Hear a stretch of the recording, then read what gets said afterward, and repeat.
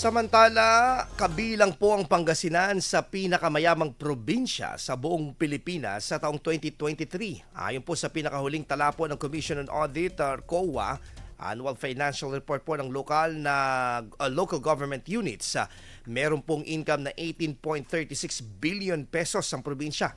Matatanda na naitala po ng lalawigan ng ikapitong pwesto po, natala po sa ikapitong pwesto sa 82 na probinsya na mayroong malaking kontribusyon sa Gross Domestic Product or GDP.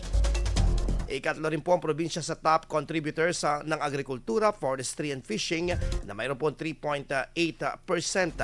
Sa report po ng PSA, Provincial Statistical Office, sa ginanap na Provincial Product Accounts Dissemination Forum, nito lamang ika-11 ng Disyembre, ay tumaas ang ekonomiya ng probinsya ng nasa 6.3% noong nakaraang taon.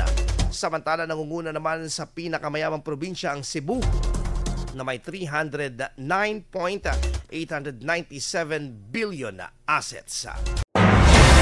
IFM News. IFM News. IFM News.